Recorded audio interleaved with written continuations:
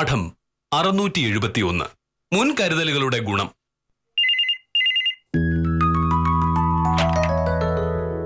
Hello, അതെ. സഹദേവ, എന്തൊക്കെയുണ്ട് വിശേഷങ്ങൾ? അതെയോ, എന്തു പറ്റി? പെട്ടെന്ന് അങ്ങനെ ചോദിച്ചാ പൈസ ഉണ്ട്, പക്ഷെ അത് സഹകരണ ബാങ്കിൽ സ്ഥിര നിക്ഷേപമാണ്.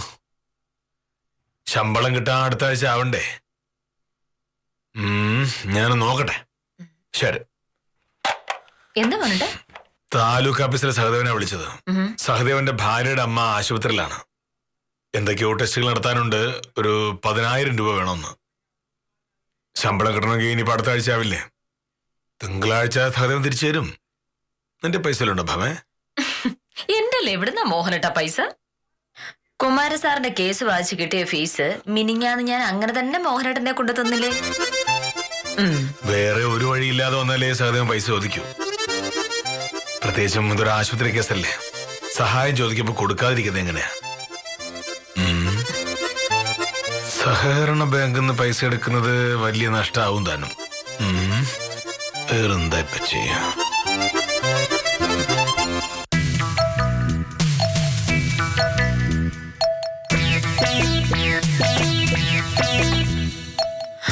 പൈസക്ക് അത്ര അത്യാവശ്യമാണെങ്കിൽ ആരോടെങ്കിലും ചോദിക്കും മോഹനട്ടാ.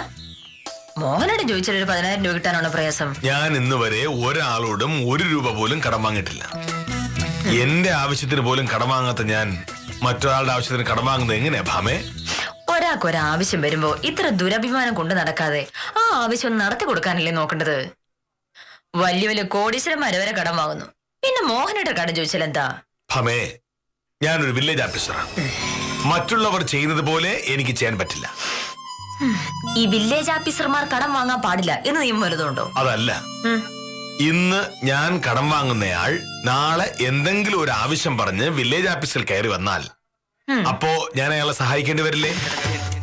അത്തരം ബാധ്യതകൾ ഉണ്ടാക്കി വെക്കാതിരിക്കുന്നതാണ് നല്ലത്. ഇറങ്ങും.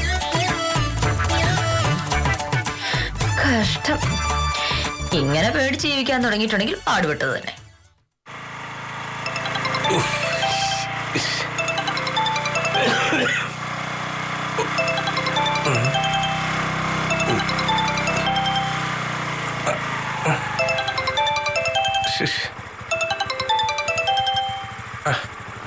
ഹലോ, അതെ ഉത്തമനാണ്. ഓ രാധാകൃഷ്ണൻ സാറേ, അയ്യോ സംഭവമൊക്കെ ഞാൻ അറിഞ്ഞ്. ഇനിയിപ്പോ നമ്മളെന്തോന്ന് ചെയ്യേ? സംഗതി നാട് മുഴുവൻ വാർത്തയായ സ്ഥിതിക്ക് ഇനിയിപ്പോ രാഷ്ട്രീയക്കാരെ വിചാരിച്ചിട്ട് പ്രയോജനമൊന്നുമില്ല. എന്തോ അത് തന്നെ സാറേ, കോടതിയിൽ നിന്ന് രക്ഷപ്പെടാൻ പറ്റൂ. ആ വഴിക്ക് ആലോചിക്കുന്നതായിരിക്കും നല്ലത്. ഓ ശരി ശരി ശരി ശരി. അതിപ്പോ ഞാനേ കുറച്ച് കഴിയുമ്പോ അതുവഴി വരാം. ഓ ശരി ശരി ശരി. നമസ്കാരമുണ്ട് സാറേ. നമസ്കാരം. അത് പിന്നെ പോയാ സാറേ, ജോസഫ് സാറിന്റെ കാര്യം അറിഞ്ഞ? ഏത് ജോസഫ് സാറ്? സപ്ലൈ ഓഫീസിലെ ജോസഫ് സാറേ. ഓ നല്ലൊരു മനുഷ്യനായിരുന്നു. എന്നിട്ട് ഇങ്ങനെ ഒരു ചതിയിൽ പെട്ടല്ലോ. ഉത്തമൻ കാര്യം തെളിച്ച് പറയൂ. സാറേ, ഈ ജോസഫ് സാറിന്റെ സ്വഭാവം സാറിനറിയാലോ. നീതി ന്യായം വിട്ട് ഒരു കാര്യവും ചെയ്യൂല. റേഷൻ കട നടത്തുന്ന രായപ്പനുമായിട്ട് ഈ ജോസഫ് സാർ എന്തിനോ ഉടക്കി. രായപ്പൻ പറഞ്ഞ കാര്യം ജോസഫ് സാർ സാധിച്ചു കൊടുത്തില്ലെന്നാണ് കേട്ടത്. അതിന്റെ വാശിക്ക് രായപ്പൻ ചെയ്തത് എന്താണെന്ന് അറിയാമോ? രായപ്പന്റെ ഒരു പരിചയക്കാരനോട് ജോസഫ് സാറ് കൈക്കൂലി ചോദിച്ചു എന്ന് വിജിലൻസുകാരോട് പോയി പറഞ്ഞു. വിജിലൻസുകാർ കുറെ പൊടിയിട്ട നോട്ട് രായപ്പന്റെ ബന്ധുവിന്റെ കയ്യിൽ കൊടുത്തു. അയാൾ ആ നോട്ടുമായിട്ട് ജോസഫ് സാറിന്റെ വീട്ടിൽ ചെന്നു. ജോസഫ് സാറിന്റെ അച്ഛന്റെ കയ്യിൽ നിന്ന് കടം വാങ്ങിയ കാശാണ്, ഒന്ന് കൊടുത്തേക്കാമോ എന്ന് ചോദിച്ചു. ശരി എന്ന് പറഞ്ഞ് ജോസഫ് സാറ് കാശ് ദാ ഇങ്ങനെ വാങ്ങിച്ചു. വീടിന്റെ ചുറ്റുവട്ടത്ത് ഒളിച്ചിരിക്കുകയായിരുന്നു വിജിലൻസുകാര്. അവര് ചാടി വീണ് ജോസഫ് സാറിനെ കുത്തിനിങ്ങി പിടിച്ച്. എന്താണ് സംഭവിക്കുന്നതെന്ന് മനസ്സിലായപ്പോഴേക്കും എന്തോ ഒരു വെള്ളത്തിൽ ഈ വിജിലൻസ് സാറ് ജോസഫ് സാറിന്റെ കയ്യെ മുക്കിച്ചു. സാറേ, അപ്പൊ ചുവന്ന നിറം, ഏതാണ്ട് ഇതുപോലെ കട്ട ചോപ്പ്. വിജിലൻസുകാര് കൊടുത്ത നോട്ട് തന്നെയാണെന്ന് തെളിഞ്ഞല്ലോ. ഈ നോട്ട് കൊടുത്ത രാജപ്പന്റെ ബന്ധു ഒരു റേഷൻ കാർഡിന് അപേക്ഷിച്ചിട്ടുണ്ടായിരുന്നു. റേഷൻ കാർഡ് കൊടുക്കാൻ അവനോട് ജോസഫ് സാറ് കൈക്കൂലി വാങ്ങി എന്ന് പറഞ്ഞ് ജോസഫ് സാറിനെ അറസ്റ്റ് ചെയ്യുകയും ചെയ്ത്.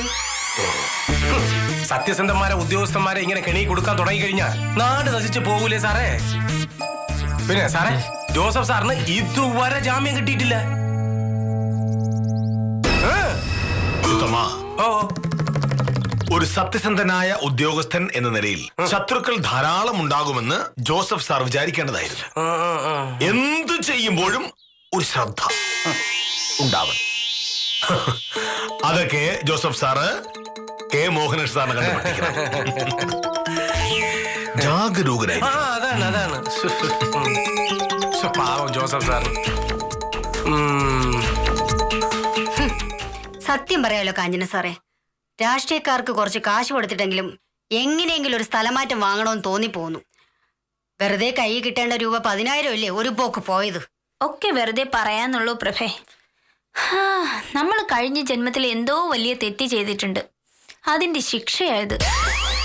കേരളത്തിൽ 4-5 ലക്ഷം സർക്കാർ ഉദ്യോഗസ്ഥരുണ്ട്. പക്ഷെ മോഹനേഷ സാറിനെ പോലെ ഒരാൾ കാണില്ല. ഇങ്ങനെയുണ്ട് ഒരു മനുഷ്യൻ. പട്ടിപ്പുല്ല് തിന്നേയില്ല, പശുവിനെ കൊണ്ട് തീറ്റിക്കയില്ല. എന്താ പറ സാറേ, രാവിലെ പട്ടിയുടെ പശുവിന്റെ കഥ പറയുന്നത്? ഒന്നും പറയണ്ട ശിശുപാലൻ ചേട്ടാ. രാവിലെ പ്രഭാകരൻ ചേട്ടനെ വഴിക്ക് വെച്ച് കണ്ടു. അങ്ങേരുടെ പോക്കുവരവ് മോഹനേഷ സാർ മുടക്കി വെച്ചിരിക്കുകയാണല്ലോ. എങ്ങനെയെങ്കിലും അതൊന്ന് ശരിയാക്കി തരാൻ പറ്റുമെന്ന് പ്രഭാകരൻ ചേട്ടൻ ചോദിച്ചു. ഞാൻ വിചാരിച്ചാൽ നടക്കില്ല, മോഹനേഷ സാർ എന്നെ വിചാരിക്കണമെന്ന് ഞാൻ പറഞ്ഞു. അപ്പൊ പ്രഭാകരൻ ചേട്ടൻ പറഞ്ഞെന്താന്നറിയോ? കാര്യം ശരിയാക്കി തന്ന രൂപ 10,000 എന്റെ കയ്യിൽ വെച്ച് തന്നേക്കാം. എന്റെ ശിശുപാലൻ ചേട്ടാ, അത് കേട്ടപ്പോ എന്റെ ചങ്ക് തകർന്നു. ഈ മോഹനേഷ് സാർ ഒന്ന് കണ്ണടച്ചിരുന്നെങ്കിൽ 10,000 രൂപ എന്റെ കയ്യിലിരുന്നനെ. ഇതാണോ വലിയ കാര്യം? ഈ മോഹനേഷ സാർ ഒരാള് കാരണം എന്റെ കയ്യിൽ കിട്ടേണ്ട 1 ലക്ഷം രൂപയെങ്കിലും എനിക്ക് നഷ്ടമായിട്ടുണ്ട്. നമുക്കതിനുള്ള യോഗമില്ല. അത്ര മോഹനേഷ് സാറിന് പൈസയ്ക്ക് ആവശ്യമില്ല. സാറിന് വക്കീലിന് നല്ല വരുമാനമുണ്ട്, വേറൊരു ചെലവില്ല താനും. നമ്മുടെ അവസ്ഥ അതാണോ? സാധാരണ ആൾക്കാര് സ്വന്തം നാട്ടില് ജോലി ചെയ്യാൻ സകല വഴി നോക്കും. ഞാനിപ്പോ ആലോചിക്കുന്ന നേരെ തിരിച്ചാ. എങ്ങനെയെങ്കിലും ഒരു സ്ഥലമാറ്റം കിട്ടാൻ വഴിയുണ്ടോ? കേരളത്തിലെ വേറെ ഏത് വില്ലേജ് ഓഫീസിൽ പോയാലും 10 രൂപ നമുക്ക് ഒപ്പിക്കാം. ഇവിടെ മാത്രമേ അത് നടക്കാതെ ഉള്ളൂ. രാഷ്ട്രീയക്കാരെ വല്ലതും കണ്ട ഒരു സ്ഥലമാറ്റം ശരിയാക്കാൻ പറ്റുമോ ശിശുപാലൻ ചേട്ടാ? ഞാനിത് ആലോചിക്കാൻ തുടങ്ങിയിട്ട് കൊല്ലം 2-3 പിന്നെ കെട്ടിയോളം പിള്ളേരെ തനിച്ചാക്കിയിട്ട് ദൂരെ പോകുന്ന കാര്യം ഓർത്തപ്പോഴാ വേണ്ടെന്ന് വെച്ച്. ആളുകൾ പറയും സ്വന്തം വീട്ടിനടുത്തല്ലേ ജോലി പരമസുഖല്ലേന്ന്. പക്ഷേ സാക്ഷാൽ ഹരിചന്ദ്രനാ ഇവിടുത്തെ വില്ലേജ് ഓഫീസർ എന്ന് അവർക്കറിയില്ലല്ലോ. സാറിന് കാശ് വേണ്ടെങ്കിൽ വേണ്ട, പക്ഷെ നമ്മൾ വാങ്ങുമ്പോ ഒന്ന് കണ്ണടച്ചൂടെ? കാഞ്ചനെ,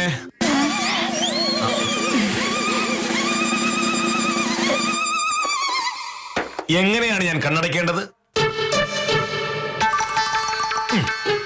ഇങ്ങനെ മതിയോ? അല്ല സർ, ഞാൻ വെറുതെ ഓരോ കാര്യങ്ങൾ പറഞ്ഞപ്പോ സത്യം പറഞ്ഞ ഞാനല്ല, പ്രഭയാ പറഞ്ഞു തുടങ്ങിയത്. പ്രഭാകരൻ ചേട്ടൻ പ്രഭയ്ക്ക് 10,000 രൂപ കൈക്കൂലി കൊടുക്കാന്ന് പറഞ്ഞു. പക്ഷെ സാർ ഞാൻ പറഞ്ഞു വേണ്ടാന്ന്. ഞങ്ങൾ ആരും 1 രൂപ കൈക്കൂലി വാങ്ങിക്കൂലെന്നും പറഞ്ഞു. അല്ലേ ശിശുപാലൻ ചേട്ടാ? അതെ സാർ, അതെ. പിന്നെ സാറിന്റെ കൂടെ ജോലി തുടങ്ങിയതിൽ പിന്നെ കൈക്കൂലി എന്ന് കേൾക്കുന്നത് പോലും നമുക്കറിയാ. കൈക്കൂലി വാങ്ങാതിരുന്നാൽ നിങ്ങൾക്കൊക്കെ കൊള്ളാം. ആർത്ത് കാണിച്ച് കാശ് വാങ്ങി ഒടുവിൽ ഉള്ള ജോലി ഇല്ലാതാക്കരുത്.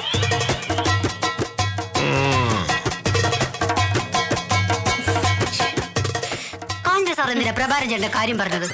ഇനിയിപ്പോ സാറ് പ്രഭാകരൻ ചേട്ടനെ വഴിയിൽ വെച്ച് കണ്ട് വഴക്കാവും. ഒടുവിൽ പ്രഭാകരൻ ചേട്ടന്റെ മുന്നിൽ ഞാനായിരിക്കും മോശക്കാരിയാവണത്. അപ്പൊ നമ്മൾ പറഞ്ഞതൊക്കെ സാറ് കേട്ടതല്ലേ? അപ്പൊ രക്ഷപ്പെടാൻ പറഞ്ഞതല്ലേ?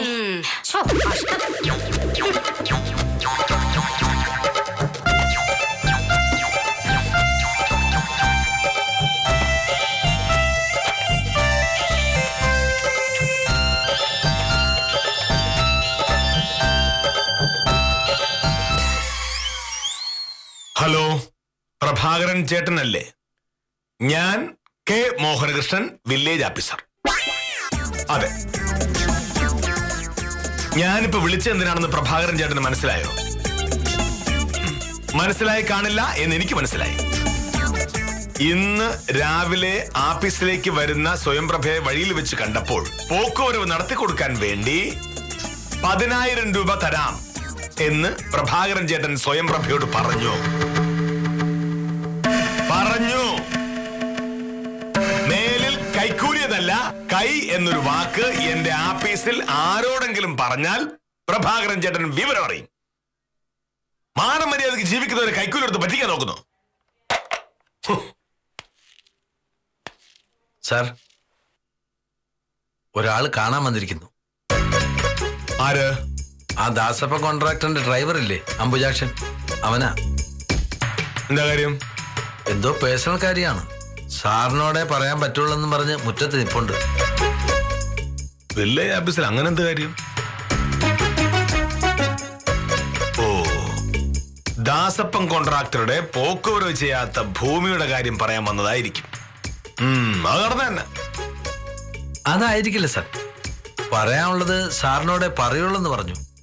ഇത് വേറെ എന്തോ സംഭവം. വേറെ സംഭവം?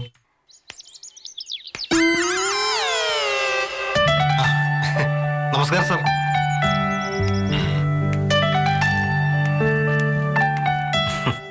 എന്താ? ഞാൻ സാറിനെ ഒന്ന് കാണാൻ വന്നതാ. ശിശുപാലൻ പറഞ്ഞു എന്നെ കാണാൻ വരുന്നവർക്ക് ആഫീസിലേക്ക് വരാവുന്നതാണ്.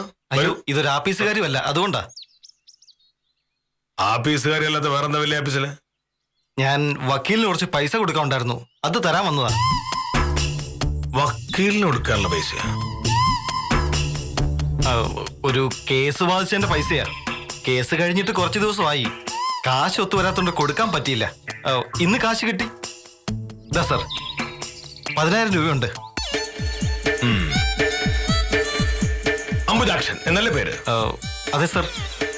വക്കീലിന് കൊടുക്കാനുള്ള പൈസ വില്ലേജ് ഓഫീസിൽ കൊണ്ടുവന്ന് എനിക്ക് തരണമെന്ന് അംബുജാക്ഷനോട് ആരാ പറഞ്ഞത്? അല്ല സാർ, ഞാൻ ഇതുവഴി പോവായിരുന്നു. അപ്പൊ കരുതി ഈ പൈസ ഇവിടെ തന്നിട്ട് പോയാൽ എളുപ്പമുണ്ടല്ലോ എന്ന്. എവിടെ നിൽക്കുന്നേ? ആര്? വിജിലൻസുകാർ. വിജിലൻസോ? അംബുജാക്ഷൻ എന്നെ പറ്റി എന്താ കരുതിയത്? ഈ കാശ് കൊണ്ടുവരുമ്പോൾ ഞാനത് 2 കൈ നീട്ടി വാങ്ങും. അപ്പോ അവിടെയും ഇവിടെയും ഒളിച്ചു നിൽക്കുന്ന വിജിലൻസുകാർക്ക് ചാടി വീണ് എന്നെ അങ്ങ് പിടിക്കാമെന്നല്ലേ ഈ ബുദ്ധി പറഞ്ഞത്? ആരാ? ദാസപ്പൻ കോൺട്രാക്ടർ അല്ലേ?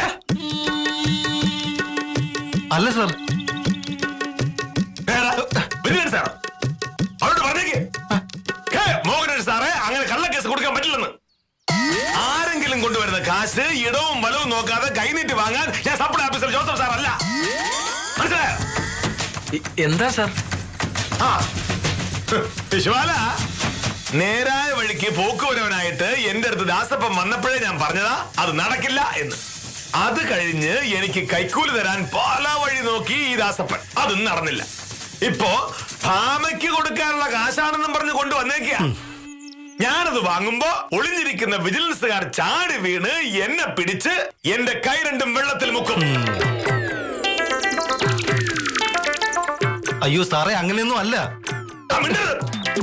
ഇത്തരം തരികടകളൊന്നും കെ മോഹനേഷിന്റെ അടുത്ത് നടക്കില്ല എന്ന് നിന്റെ ദാസപ്പന് കോൺട്രാക്ടോട് പറഞ്ഞേക്ക്. സത്യം പറഞ്ഞ ഇപ്പൊ തന്നെ പിടിച്ച് പോലീസിൽ ഏൽപ്പിക്കാൻ വേണം. ഞാനത് ചെയ്യാത്തത് ഞാനൊരു ഗാന്ധിയനായതുകൊണ്ട് മാത്രമാണ്. മനസ്സിലായോ? സാറേ, അംബുജാക്ഷനെ എനിക്കറിയാം. ഇങ്ങനെ പരിചയക്കാരെ വിശ്വസിച്ചാണ് ജോസഫ് സാറിന്റെ തെറ്റ്. ആ വേഷം കെട്ട് എന്റെ നടക്കില്ല. ഇനി മേലിൽ വില്ലേജ് ഓഫീസറിന്റെ പരിസരത്ത് നിന്നെ കണ്ട അംബുജാക്ഷ നിന്റെ കൈ കല്ലൊടുക്കി ഞാൻ. ഗാന്ധിയനായ മോഹനേഷിനെ നിങ്ങൾക്ക് അറിയൂ. ദേഷ്യം വന്ന ഞാൻ ഹിറ്റ്ലറാണ്, ഹിറ്റ്ലർ.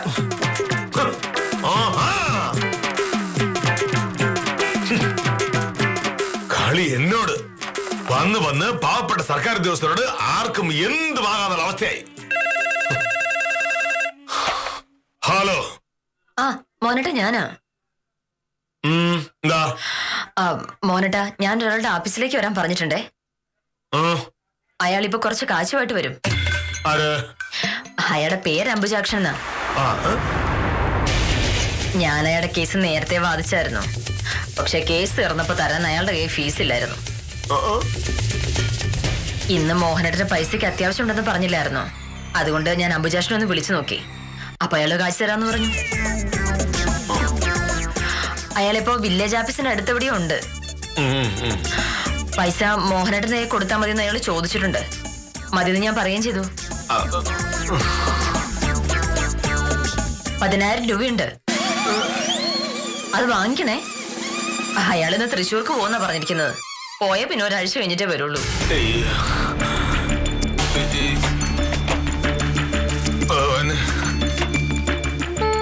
മോനേട്ടാ, hello hello, ഇതെന്തുറ്റി? ഇയാളെവിടെ? ഓ, എന്ത് കഷ്ടമാണ്. ശിശുപാല, അയാളെവിടെ? അയാള് പോയി സാർ. എങ്ങോട്ട്? അല്ല, അതറിയില്ല സാർ. ഇനി എന്തിനാ അയാളെ പുറകെ പോകുന്നത്? ചീത്ത വിളിച്ച് മതിയായില്ലേ?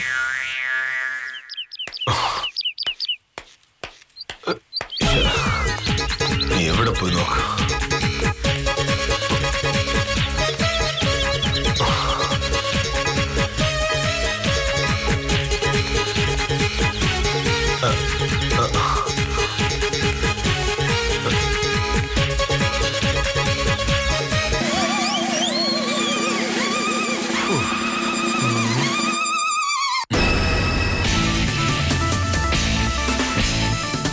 ഇയാളല്ലേ?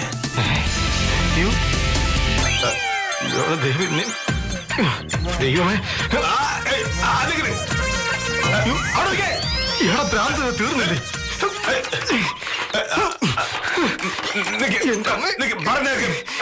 ഒളിക്കരുത്. ഇതെന്ത്?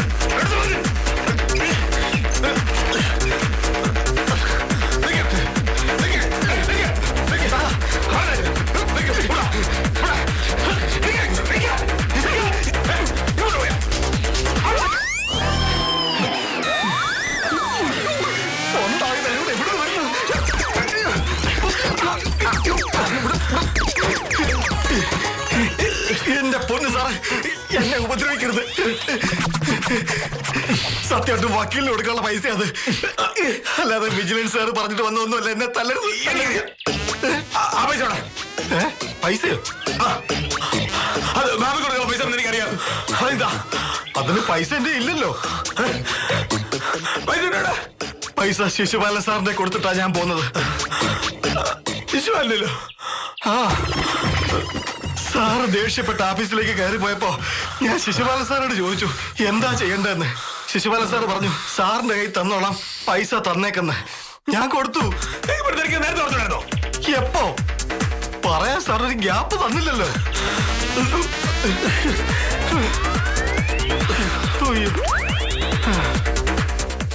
ഇന്ന് ശിശുപാലൻ ചേട്ടൻ മോഹനേട്ട സാറിന്റെ വായിരിക്കണം മുഴുവൻ കേൾക്കും. നോക്കിക്കോ. ആ കാശ് വാങ്ങി വെക്കേണ്ട വല്ല കാര്യം ഉണ്ടായിരുന്നോ? എന്റെ പ്രൊഫസറെ, അംബുജാക്ഷൻ എനിക്ക് വർഷങ്ങളായിട്ട് അറിയാം. അവൻ നമ്മൾ ആരെങ്കിലും കേസിൽ കൊടുക്കാനായിട്ട് ഇങ്ങനെ ഒരു വേലത്തരം ചെയ്യില്ല, എനിക്ക് ഉറപ്പാ. ഉറപ്പൊക്കെ മോഹനേഷ് സാറിനോട് പറഞ്ഞാ മതി. അയാളെ പിന്നെയും ചീത്ത വിളിക്കാനായിരിക്കും പോയിരിക്കുന്നത്. ശിശുപാലൻ ചേട്ടന്റെ കയ്യിൽ കാശ് തന്ന കാര്യം അയാൾ പറയും. പിന്നെ എന്താ നടക്കാൻ പോകുന്നതെന്ന് കണ്ടറിയാം.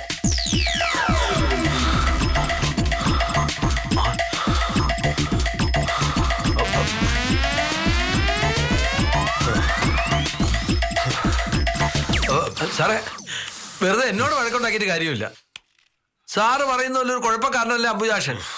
എനിക്കറിയാവുന്ന പൈസ എവിടെ? ഈ പൈസ ശിശുപാലൻ വാങ്ങി വെച്ച കാര്യം എന്നോട് പറയാത്ത എന്താ? ശിശുപാലൻ ഈ വാങ്ങിയ കാര്യം എന്നോട് പറഞ്ഞിരുന്നെങ്കിൽ ഞാൻ ഇത്രയും ദൂരം അയാളുടെ പിറകെ ഓടേണ്ട കാര്യം ഉണ്ടായിരുന്നോ? സാർ, അത് ഞാൻ ഇതിനാണ് പറയുന്നത് നിങ്ങൾക്കൊന്നും ഒരു ഉത്തരവാദിത്വ ബോധമില്ലെന്ന്. സത്യം പറഞ്ഞാൽ ശിശുപാലനോട് പറയേണ്ടതൊന്നും അല്ല. ശിശുപാലൻ കാരണം എന്റെ ആരോഗ്യം മാത്രമല്ല സമയവുമാണ് പോയത്. ഒരു വില്ലേജ് ഓഫീസറുടെ 15 മിനിറ്റ് എന്ന് പറയുന്നത് എത്ര വലുതാണെന്ന് ശിശുപാലൻ അറിയാമോ? സാർ, ചോദിക്കുന്നുണ്ടൊന്നും വിചാരിക്കരുത്. സാറിന്റെ തലയ്ക്ക് എന്തെങ്കിലും പ്രശ്നമുണ്ടോ? വേണമെങ്കിൽ നമുക്ക് ഡോക്ടറെ അടുത്ത് പോവാം. നിങ്ങൾക്കൊന്നും ഒരു ജോലിയില്ലേ? ഇങ്ങനെ കഥയും പറഞ്ഞിരിക്കാനല്ല സർക്കാർ മാസാമാസം ശമ്പളം എണ്ണി തരുന്നത്. ഇത് മൂത്ത ഭ്രാന്തി തന്നെ. അല്ലാതെന്ത്? ഇയാളെ സഹിക്കുന്ന നമ്മളെ സമ്മതിക്കണം. നമ്മളെന്ത് സഹിക്കുന്നു? ആ വക്കീലിന്റെ അവസ്ഥ ഒന്ന് ആലോചിച്ച് നോക്കിയേ. അമ്മോ, വല്ലാത്ത മനുഷ്യൻ തന്നെ. ശരിയാ. ഭാമേ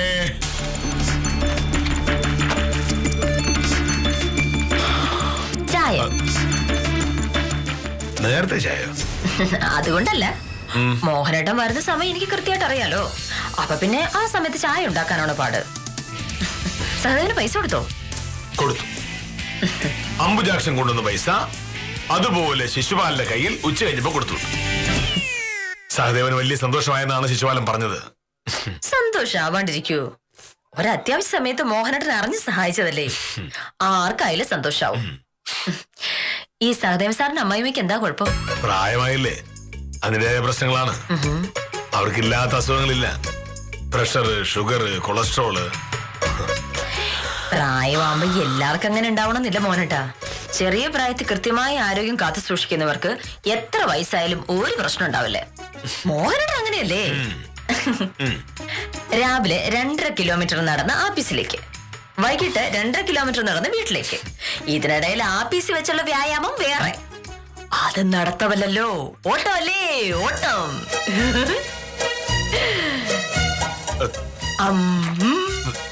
അംബുജാക്ഷൻ എന്നെ വിളിച്ച് പറഞ്ഞിരുന്നു. അത് ആരായാലും സംശയിക്കില്ലേ? സപ്ലൈ ഓഫീസിലെ ജോസഫ് സാറിന് ഇന്നലെ കൈക്കൂലി കൊടുത്താണ് ഒരാൾ കുടിക്കിയത്. എനിക്ക് അബദ്ധം പറ്റരുതല്ലോ. അതിന് അയാളെ ചീത്ത വിളിക്കേണ്ട വല്ല കാര്യം ഉണ്ടായിരുന്നു? എനിക്ക് തരാനുള്ള പൈസയാണെന്ന് അയാള് പറഞ്ഞപ്പോ എന്നെ ഒന്ന് വിളിച്ചു ചോദിച്ചിരുന്നെങ്കിൽ ഈ പ്രശ്നം വല്ലതും ഉണ്ടാവുമായിരുന്നു. അപ്പൊ വില്ലേജ് ഓഫീസറുടെ ആ ഭാവന ഉണർന്നു. ഭാവന കൈക്കൂലി നിന്ന് കൊടുക്കാൻ വന്ന ഭീകരനാണ് എന്ന് സങ്കല്പിച്ച് അംബുജാക്ഷനെ വിരട്ടി. ആർക്കും പറ്റുന്ന അവസ്ഥയല്ലേ? ആരോടും പറയാനൊന്നും പോണ്ട. ഞാൻ ആരോടും പറയാൻ പോണില്ല. പക്ഷേ അംബുജാക്ഷൻ പറയുമെന്ന് ചെറിയൊരു സംശയമുണ്ട്. പറയണം. ശരി ശരി, ഞാൻ പറയാട്ടോ. ചായ കുടിക്കുന്നില്ലേ? ഇവിടെ പാവം വില്ലേജ് ഓഫീസർ ഒരു വലിയ അപകടം ഭയന്നാണ് അംബുജാക്ഷനെ വിരട്ടി ഓടിച്ചത്. പക്ഷേ അംബുജാക്ഷൻ ഓടിയതിൽ കൂടുതൽ മോഹനകൃഷ്ണൻ ഓടേണ്ടി വന്നു എന്നതാണ് ദുരന്തമായി പോയത്. ഈ ഓട്ടം കൊണ്ട് ദോഷമൊന്നും ഉണ്ടായില്ലല്ലോ എന്ന് സമാധാനിച്ച് ഇന്നത്തേക്ക് വിടാം. കാര്യം നിസാരം തുടരുന്നു.